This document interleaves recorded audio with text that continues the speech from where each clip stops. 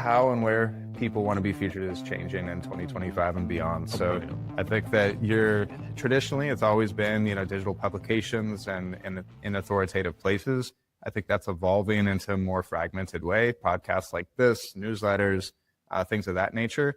And then ultimately, like how the AI visibility space is exploding in terms of, all these AI visibility platforms that are emerging. You're watching venture capital flow into these platforms. And so people want to be featured in AI as well. When your customers are going to ChatGPT and asking for relevant products and services related to a problem, how do you get these LLMs to cite your business as the go-to source? Fastlane Founders and Legacy with Jason Barnard. Each week, Jason sits down with successful entrepreneurs, CEOs, and executives and get them to share how they mastered the delicate balance between rapid growth and enduring success in the business world. How can we quickly build a profitable business that stands the test of time and becomes our legacy? A legacy we're proud of. Fastlane Founders and Legacy with Jason Barnard. Hi, everybody, and welcome to another Fastlane Founders and Legacy with me, Jason Barnard, and a quick hello, and we're good to go. Welcome to the show, Brett Farmiloe. Quite an intro. Thanks, Jason. Did I say Farmiloe all right? Yes, you nailed it. Yeah, almost. I ran out of breath just when I got to the end. So it's lovely to meet you. We're going to be talking about scaling trust, and this is very much as an entrepreneur, contributing to other media sites as contributions, as articles, as interviews, and where it's valuable, why I should spend my time doing this. Yeah, I'm happy to dive in and give some context about what we're building with both Featured and Help Reporter Out. Brilliant. Okay, and before we start that, I'm looking at search results for your name. This is what we do at Calicube. The search result for your name is fairly vanilla, which is unfortunate. It would be lovely to have a knowledge panel, but I'm beginning to think now that you won't need one, because this kind of result is where we're going with Google AI Mode, ChatGPT, Perplexity, where they summarize the search results, and this looks really, really good. So congratulations to you. Yeah, this is pretty cool. Thanks for showing me that. It's cool to see the featured.com profile ranked #1. Yeah.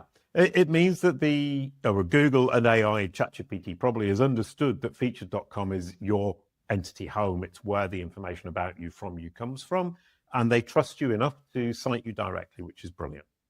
Yeah, we actually see that pretty much across a lot of the expert pages that we've created on Featured. It's like the #1 result for their name. Sometimes outranks LinkedIn, so pretty cool. Brilliant. Okay, so now let's talk about actually contributing to articles. Now, the big question I had was writing articles for third-party media sites, contributing to articles for third-party media sites, and trying to get interviews. Those are the three big things that I see entrepreneurs trying to do. Can we go through them one by one and explain the value and the meaning of them? Yeah, absolutely. Where do you want to start? Interviews. I like interviews. Okay. So getting interviewed by a media member to inform stories. I think that there's a couple interviews. So one on Featured, there's an interview profiles product that you could actually say, here's what I want to be interviewed on. And then AI will create some interview questions for you based off of the publisher. And then you answer those questions and get a featured interview profile on that site. So that's a cool way to like shortcut the line and get the actual end result. But then oftentimes through Help Reporter Out, we'll see that journalists want to connect for an interview to better inform their stories. And so for that, oftentimes that's just part of the process where you'll respond to a publisher or a journalist and then get connected with the Zoom and then dive into an interview. And then they use the stuff that you probably regret saying, and it'll be in the article. So the traditional way of approaching it is the second way, and you've just created a new way.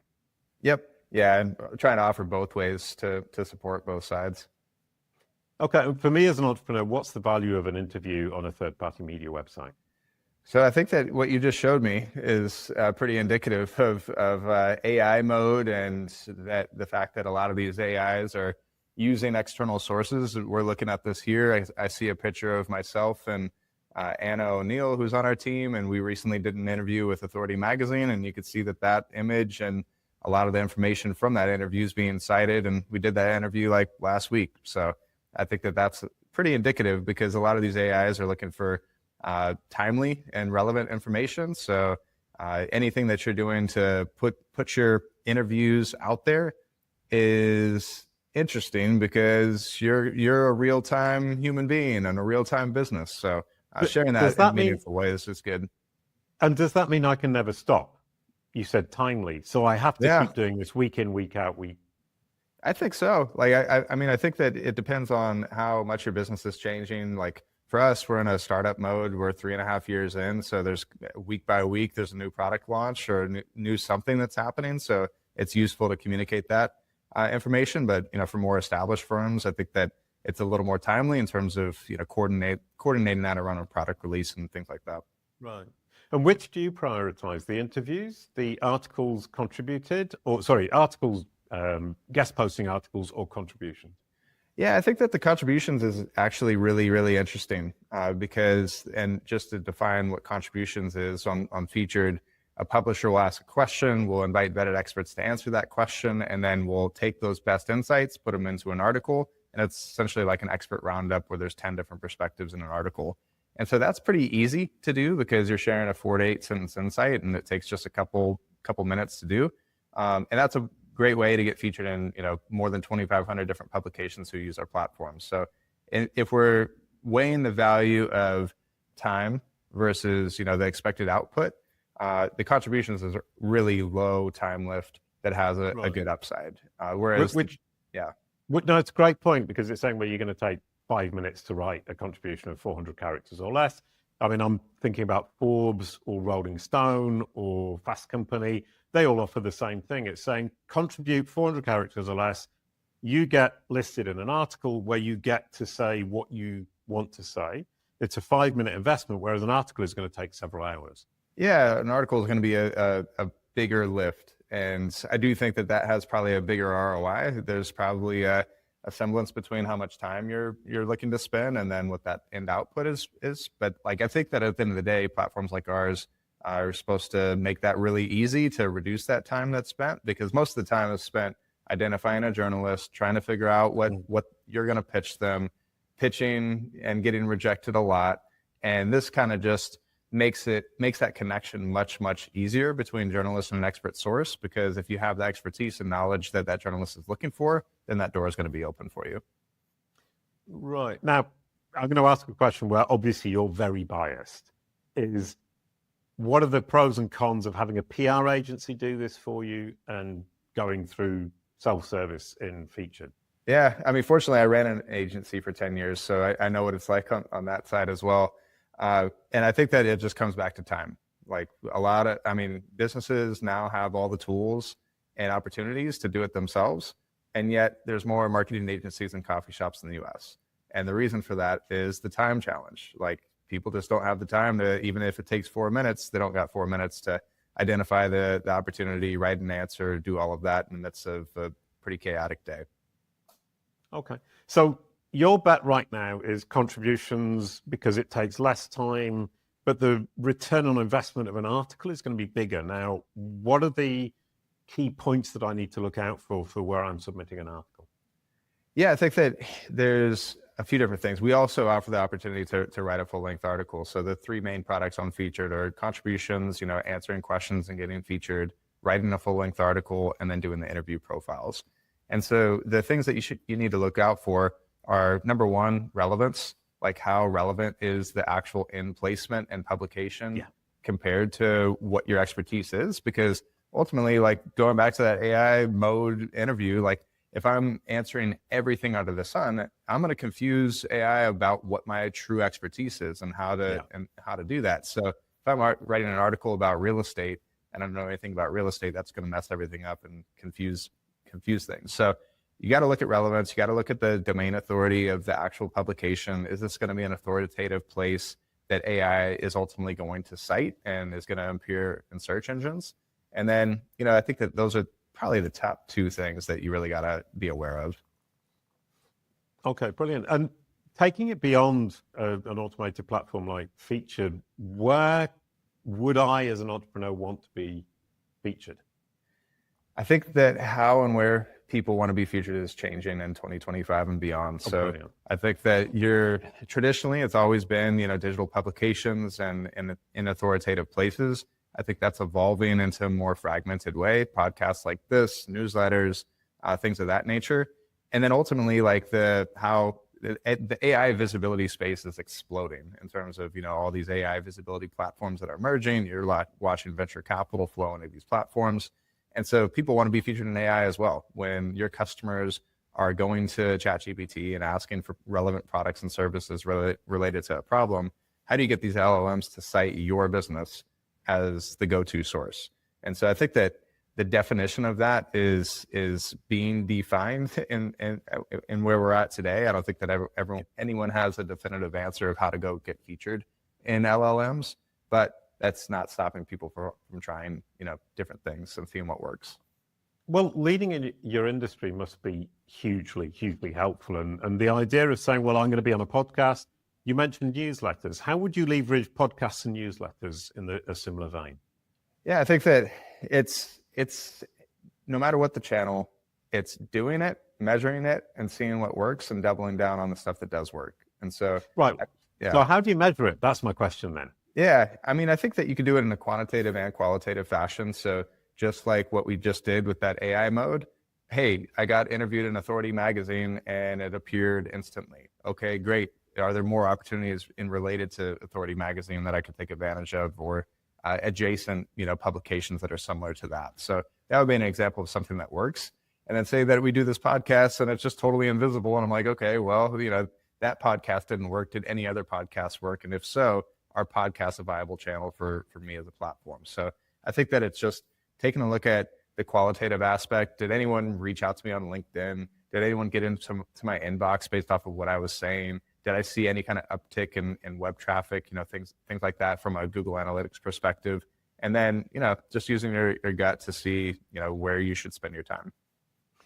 Right. I mean, because we have the situation where SEO, measuring Google, measuring rankings in Google, measuring traffic from Google is incredibly easy. And we're now in a kind of opaque world where we don't see what's going on. And you were saying, well, did it feel right, I suppose, is what I'm hearing. Yeah, because, I mean, look, today, all these AI visibility platforms are starting to emerge. And from what I've seen, like I've demoed every single one, taking a look at the AI percentage, AI visibility score percentage, and looking at all the citations that my competitors have. And I think that that's like starting to emerge as a good quantifiable thing, where if I see that my competitors have a certain percentage of visibility and it's because of these placements that I'm not featured in, what are those placements like? Are they podcasts? Are they newsletters? Right. Are they articles? Like, what is being cited in AI, and how do I reverse engineer that? How do you choose the questions that you push into AI? Well, in regards to our platform? No. I mean, as an entrepreneur. So the problem with these platforms, of course, is that you could ask any question you want. And the aim, or the difficulty with these platforms is that they're having conversations with people that you have no visibility into. So you don't actually know what questions there are. Whereas with Google, you had Google Ads, which would give you search volume. So how do you know what questions to ask these machines to understand, number one, are you visible? And number two, what are the citation sources? Yeah, I think that that's a really interesting question. And quite honestly, I think the answer might be a little boring in the sense that it's in the sense that it's just a longer tail.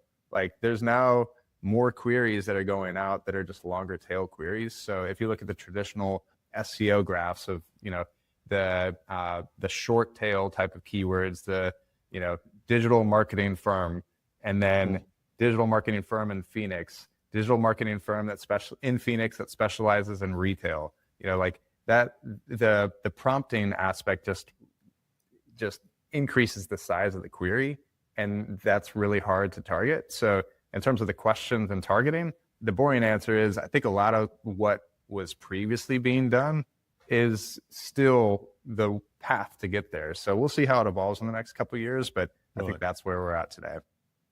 Okay, brilliant. And can you give me a process for defining where I need to appear based on these results from the AI trackers? So I'm looking at it and thinking, okay, I need to dominate my industry. I can use an AI tracker with questions that I define, find the citations. What's my process? Yeah, I think that it starts with an audit. So going back to traditional SEO and now this new emerging, AI visibility area, I think that it starts with an audit. What's working for your competitors? What's working for your business? And then it's reverse engineering how to take advantage of those opportunities that exist. And then how do you create your own opportunities? So audit, define what opportunities exist and act on those opportunities, and then create your own opportunities. And within that second bucket of your the opportunities that are in front of you, a lot of that's proactive outreach to existing media. So it's finding the person who wrote the publication or wrote the article. It's educating them with not, hey, include me in the article. It's, hey, I've came across this article. Here's what we're doing. If there's ever opportunity to connect and dive deeper into it, I'd appreciate the opportunity. And most times, these people are smart. They're getting pitched a bunch, and it's they could see through it. And, in our experience, it's been great just doing direct outreach and getting conversations going.